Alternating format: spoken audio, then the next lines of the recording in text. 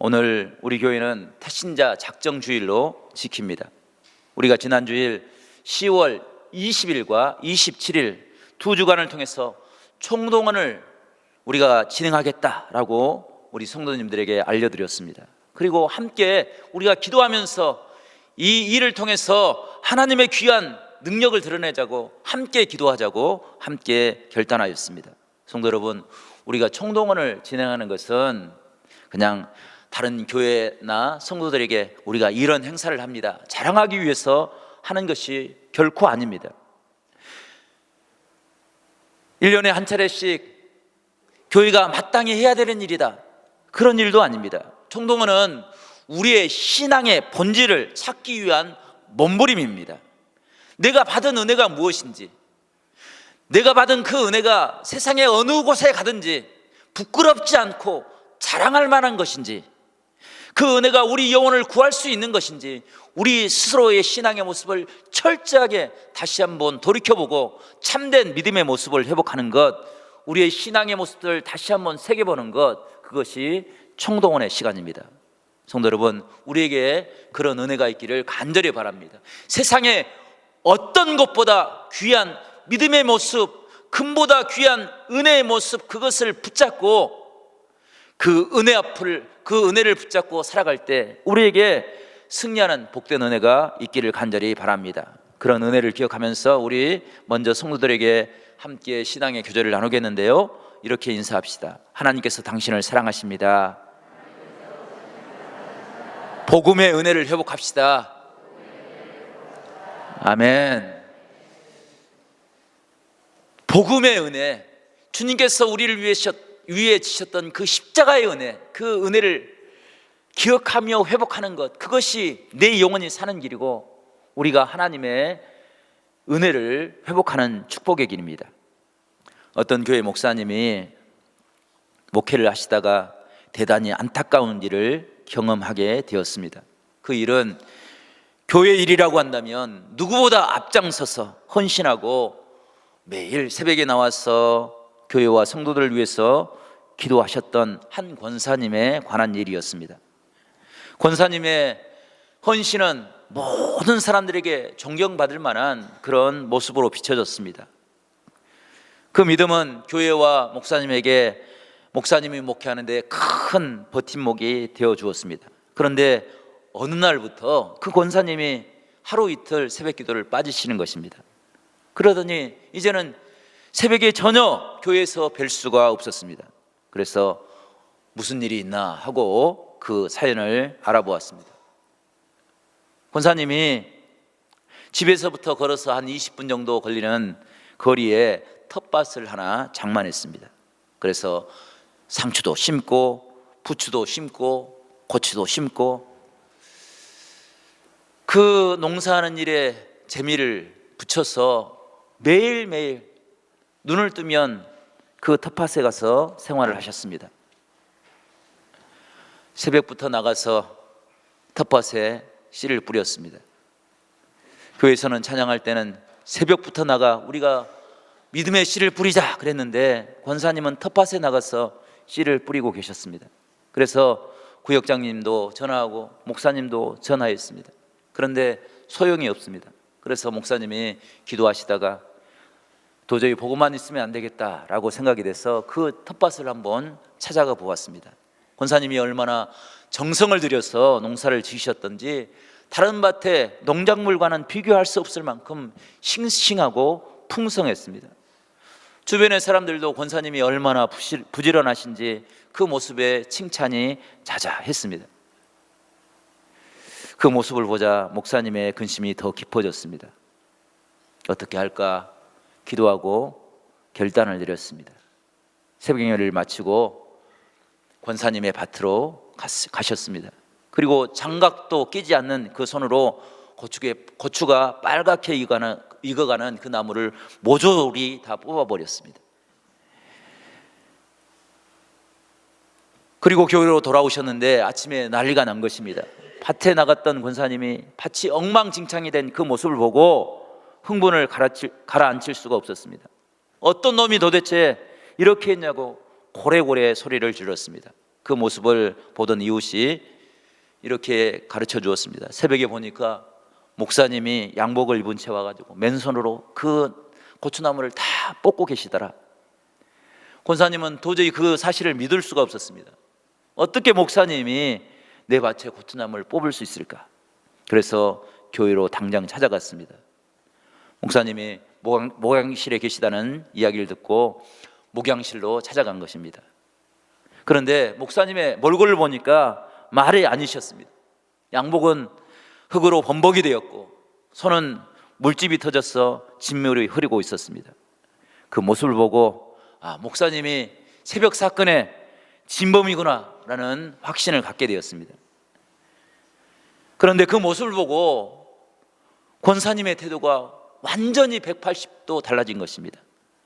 밭에서는 무슨 일을 치를 것처럼 그렇게 모습을 보였던 권사님이 목사님의 모습을 보고 그것이 무슨 의미인지를 깨닫고 목사님께 무릎을 꿇었습니다. 그리고 지금까지 자신이 잘못된 생각을 하며 살아왔던 모습을 회개하고 다시 신앙의 모습으로 돌아오셨습니다. 이 간증을 이야기를 들으면서 참 목사님도 대단하지만 권사님도 대단한 신앙을 가지고 계시다라는 생각을 갖게 되었습니다. 이 모습이야말로 은혜를 아는 사람들만이 할 수 있는 행동이라 말할 수 있습니다. 주님의 은혜가 무엇인지를 알기에 목사님은 안타까운 마음을 가지고 권사님의 밭을 찾아가서 그런 행동을 행한 것입니다.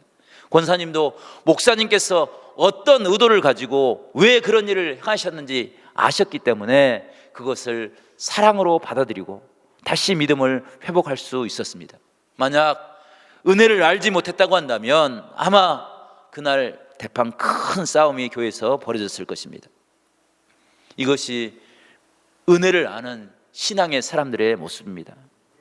우리는 때로 찬양할 때 세상 즐거움 다 버리고 세상 자랑 다 버렸습니다. 주 예수보다 더 귀한 것은 없습니다 라고 찬양을 하면서도 실상 내가 포기해야 할 일에 막다뜨리게 되면 법을 외치면서 그것을 관철시키려고 노력을 합니다. 그 모습은 은혜가 없는, 은혜가 무엇인지를, 주님의 사랑이 무엇인지를 알지 못하는 세상 사람들과 다를 바가 없는 모습입니다. 오늘 말씀 사도 바울이 자신이 경험했던 신앙의 간증을 우리에게 소개해 주고 있습니다. 우리가 읽었던 말씀을 보면 사도 바울은 힘에 겹도록 자신의 생명이 위태한 그 순간에도 주님께 헌신하며 충성하며 살았던 그 이유를 발견할 수가 있습니다. 성도 여러분, 사도 바울이 수많은 죽을 고비를 넘기면서 복음을 전했습니다. 그 복음을 전하면서 당한 그 아픔과 고통, 그것 때문에 절망하지 않았습니다. 포기하지 않았습니다. 박해를 그냥 당연한 것으로 받아들였습니다. 왜냐하면 예수님을 알지 못할 때 그 일이 자신이 했던 일이기 때문입니다. 자신과 똑같은 생각을 가지고 그 일을 하고 있는 사람들을 보며 그들을 안타깝게 여겼습니다. 그래서 자신이 했던 그 일들을 이렇게 고백하는데 13절 말씀 보니까 내가 전에는 비방자요 박해자요 폭행자였으나 도리어 긍휼을 입은 것은 내가 믿지 않을 때 알지 못하고 행하였음이라 라고 기록하고 있습니다. 성도 여러분, 바울은 교회와 성도들을 위해서, 성도들을 향해서 비방하고 박해하는 그런 삶을 살았습니다. 폭행하는 일을 망설이지 않았습니다. 그런데 그의 삶이 변화된 것입니다. 그가 주님을 깨닫고 주님의 은혜를 발견하고 순교하기까지 자신의 사명을 감당하는 그런 복된 은혜의 삶을 살았습니다. 성도 여러분, 바울이 죽음 앞에서도 두려워하지 않냐고 사명을 감당했던 그 이유가 무엇입니까? 오늘 주신 말씀을 통해서 바울이 깨달았던 그 놀라운 은혜, 그 은혜를 깨달음으로 우리도 바울과 같은 사명을 감당하는 복된 귀한 믿음의 사람들이 될 수 있기를 간절히 축원합니다. 성도 여러분, 어떻게 해야 하나님의 복음을 증거하는 은혜의 삶을 살 수 있습니까? 첫 번째, 우리가 시작하는 전도는 복음 안에 있는 참된 행복을 깨닫고 고백하는 그 순간부터 시작할 수 있다는 사실입니다. 성도 여러분, 우리가 복음을 전하는데 그것이 나에게 가장 귀한 것이라고, 내가 줄 수 있는 가장 소중한 것이라고 깨닫지 못한다고 한다면 어떻게 복음을 전할 수가 있겠습니까? 사도 바울은 예수님 안에서 참된 행복이 무엇인지를 깨닫게 되었습니다. 스데반 집사를 만난 후에 사도 바울은 죄의 문제에 대해서 깊이 번민하며 고민하였습니다. 내가 지금까지 지켰던 율법으로는 내 자신을 구원할 수 없다는 그런 생각을, 그런 깨달음을 얻게 되었습니다. 그런데 다메섹 도상을 가다가 주님의 음성을 들은 것입니다. 주님의 십자가를 깨닫게 된 것입니다. 주님의 십자가는 형벌이 아니었습니다. 사람의 죄를 판단하는 심판도 아니었습니다. 사도 바울의 연약함고 주님을 알지 못할 때 행했던 그 완악한 죄악의 모습, 그것을 깨트리고 하나님의 은혜 앞으로 설 수 있는, 하나님의 은혜를 깨닫는 참된 행복을 깨닫는 그런 능력이 된 것입니다. 주님의 십자가는 우리를 바라보시는 하나님의 시각을 바꿔놓는 사랑의 징표의 사건이었습니다. 우리가 어떤 순간에 있다 할지라도 우리를 사랑으로, 용서로 바라보시겠다는 하나님의 결단이 그 사건 속에 담겨져 있는 것입니다. 그래서 우리는 죄 안에서도 자유함을 얻을 수 있습니다. 하나님의 십자가를 찬양할 수가 있는 것입니다. 주님의 은혜가 아니고서는 주님 앞에, 하나님 앞에 설 수 없는 우리의 모습을 발견할 수 있어야 합니다. 사도 바울은 주님의 십자가 안에서 자신이 행했던 모든 죄악과 어리석음이 깨어지는 신앙의 경험을 얻게 되었습니다. 그리고 세상에서 처음으로 참된 자유함을 얻게 되었습니다. 그 모습을 로마서 8장 1절과 2절 말씀에는 이렇게 기록하고 있습니다. 그러므로 이제 그리스도 예수 안에 있는 자에게는 결코 정죄함이 없나니 이는 그리스도 예수 안에 있는 생명의 성령의 법이 죄와 사망의 법에서 너를 해방하였습니다. 아멘. 성도 여러분, 예수 그리스도 안에 있는 자만이 누릴 수 있는 하나님의 참된 은혜가 바로 생명의 성령의 법이 우리에게 임함으로 죄와 사망의 법에서 우리를 자유케 하는, 해방케 하는 그런 은혜의 역사, 그 은혜를 깨닫게 한다는 것입니다. 사도 바울이 주님을 만남으로 고민하고 번민했던 그 문제를 해결함으로 그는 그 모습을 자유와 해방이다 라고 표현했습니다. 남자들이 군대 생활을 견디지 못하는 이유가 훈련도 힘들고 어려운 문제이지만 그것보다 더 중요한 것은 군대 안에는 내 마음대로 할 수 있는 자유가 없습니다. 명령에 복종해야 됩니다. 정해진 시간에 따라서 움직여야 됩니다. 그것이 견딜 수 없는 그런 어려움이 되는 것입니다. 감옥이 죄를 지은 사람들에게 벌이 되는 이유가 무엇입니까? 그곳에서는 자기 마음대로 할 수 있는 자유가 없기 때문입니다. 공간에 갇혀 있기 때문에 그 공간에 갇혀 있는 것만으로 그 자신이 저질렀던 죄에 대한 벌이 된다는 것입니다. 죄의 대가를 치르지 못하면 그곳에서 나올 수가 없습니다. 그런데 주님께서는 우리의 죄를 대신하기 위해서, 주님께서 우리에게 참된 자유를 허락하기 위해서 십자가를 지심으로 우리에게 은혜를 베풀어 주신 것입니다. 이것이 주님께서 우리에게 허락하신 복음입니다. 십자가의 복음만이 우리를 자유케 하는 능력이기 때문에 구원이 예수 그리스도 안에만 있다는 사실을 우리가 고백할 수 있는 것입니다. 우리가 자주 부르는 찬양 Amazing Grace, 찬송가 305장은 우리에게 참된 복음이 무엇인지를 너무나도 분명하게 가르쳐주고 있습니다. 나 같은 죄인 살리신 그 은혜 놀라와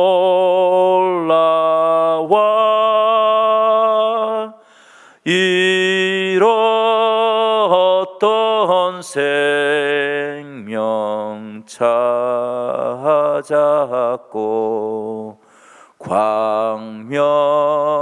광명을 얻어. 우리 함께 1절만 찬양하겠습니다. 나 같은 죄인 살리신 살리신 주의 놀라와 잃었던 생명 찾았고 광명을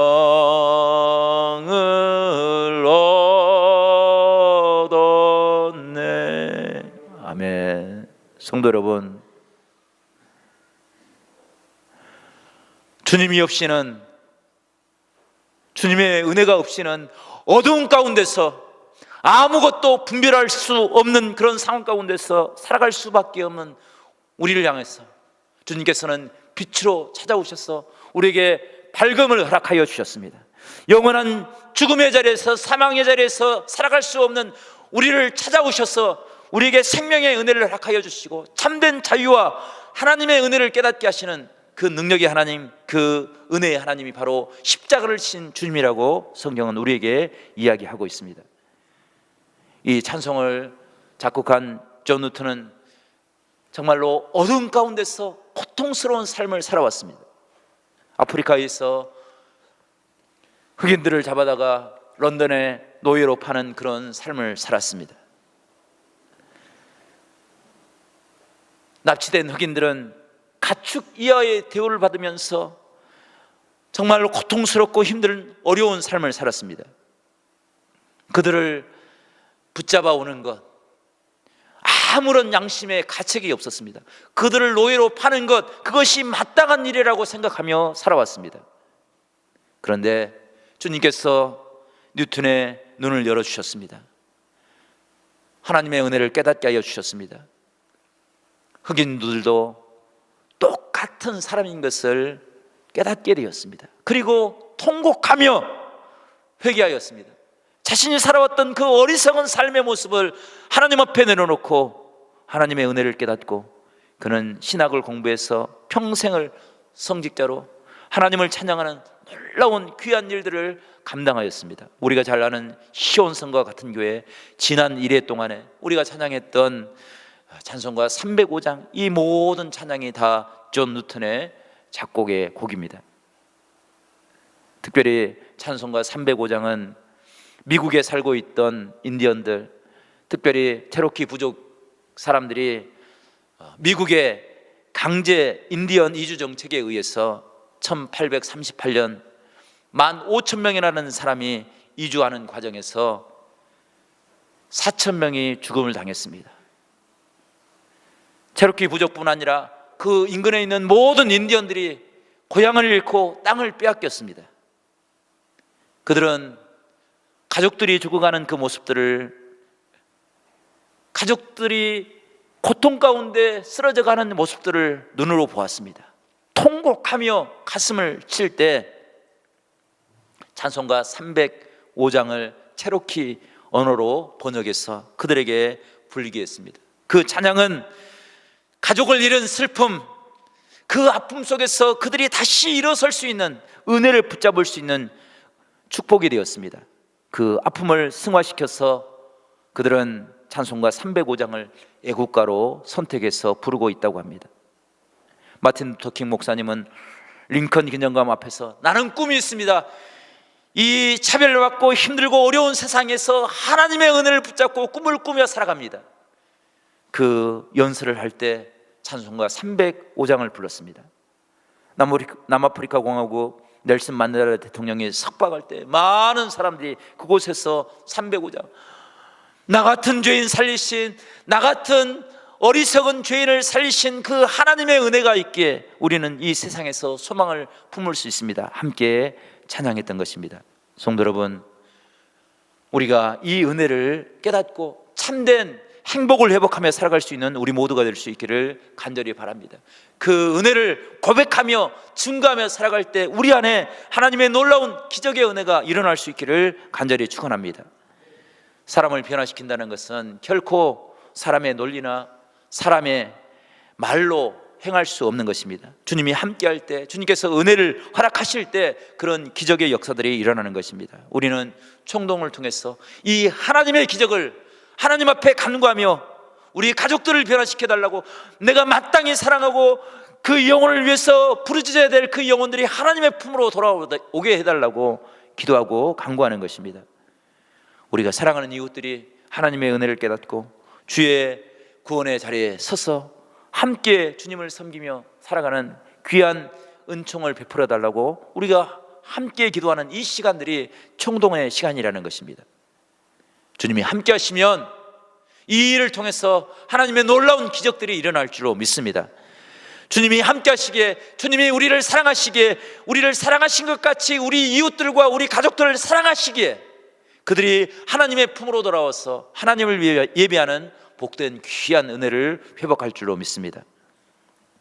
어떤 한 여학생이 신앙생활을 하였는데 그 교회에서도 우리 교회와 같이 총동원주의를 지내게 되었던 것 같습니다.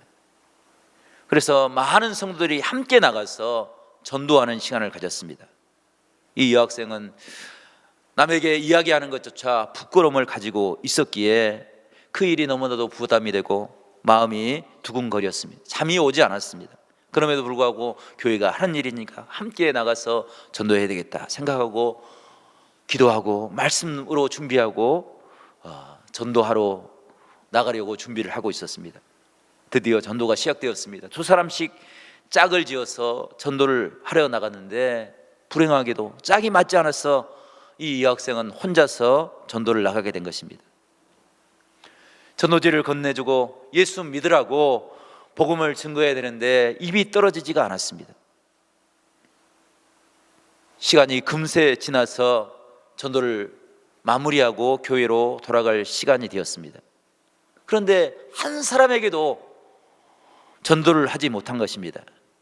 그래서 용기를 내서 한 사람에게라도 전도지를 전해줘야 되겠다라고 생각할 때 버스 정류장에 웬 키 큰 남학생이 그곳에 서 있는 것을 보았습니다. 그리고 다가가서 부끄러운 마음을 가지고 그 전도지를 내밀었습니다.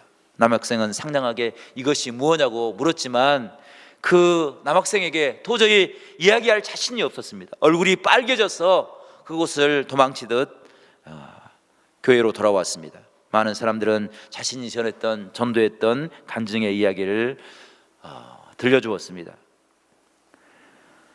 이 여학생은 아무에게도 단지 한 사람에게 전도지를 던져주듯 건넸던 그 이야기를 할 수가 없었습니다. 그럼에도 불구하고 처음으로 전도했던 그 남학생을 위해서 밤마다 기도를 한 것입니다. 주님, 그를 불쌍히 여겨달라고, 하나님의 은혜를 깨닫게 해달라고 매일매일 기도했습니다. 그리고 시간이 지나서 20년의 시간이 지났습니다. 어느 날 그 부끄러움 많은 여학생이 주부가 되어서 인터넷을 검색하다가 우연히 어떤 교회 홈페이지에 들어가게 되었습니다. 그곳에 담임 목사님의 소개가 독특하게 기록되어 있습니다. 어느 대학을 나왔는지, 어느 교단에 소속됐는지 그런 양력을 기록한 것이 아니라 자기가 예수를 믿게 된 사연을 그곳에 올려놓았습니다. 저는 한 동네에서 생활했는데 버스 정류장에서 버스를 기다리고 있을 때 키가 작고 얼굴이 빨개진 한 여학생이 찾아와서 전도지를 건네주었습니다. 이것이 뭐냐고 물어봐도 대답하지 않고 도망쳐버렸습니다. 그런데 그 전도지를 읽다가 만약에 하나님의 나라가 있다고 한다면 나는 어떻게 될까? 이런 질문을 갖게 되었습니다. 정말로 예수님이 계시다고 한다면 나는 어떤 삶을 살아야 될까? 그래서 교회를 찾아갔습니다. 그리고 복음을 듣게 되고 주님께서 나를 위해서 십자가를 지셨던 그 은혜의 사실을 믿게 되었습니다. 그리고 신학을 하고 목회자가 되고 지금 하나님의 복음을 증거하는 그런 사명을 감당하고 있다는 그 이야기를, 글을 읽었습니다. 그 글을 읽으면서 그녀는 눈에서 감사의 눈물을 흘렸습니다. 이것이 은혜가 아니면 설명되지 않는 일인 것입니다. 내가 내 힘으로 할 수 없는 그 일들조차도 하나님이 나와 함께 하시면 하나님께서 하실 그 일에 내가 참여하면 그곳에 하나님의 기적의 은혜가 일어날 줄로 믿습니다. 이 일이 태신자를 가슴에 품고 기도하는 전도의 일인 줄로 믿습니다. 우리가 이웃들과 지은들을 위해서 기도하며 귀한 시간들을 보내겠다 결심했는데, 우리가 기도할 때 우리의 이웃들이 이렇게 하나님의 품으로 돌아올 수 있는 기적의 역사가 우리 가운데 일어날 수 있기를 간절히 바랍니다. 그 모습을 간증하며 그 모습을 찬양하며 그 은혜의 하나님을 나의 하나님으로 고백하며 살아갈 수 있는 그런 귀한 축복이 우리 가운데 이루어질 수 있기를 간절히 바랍니다. 우리를 위해서 하나님의 은혜를 예비하신 그 사랑의 하나님, 그 하나님이 계시기에 우리가 하나님의 사명을 감당할 수 있는 것입니다.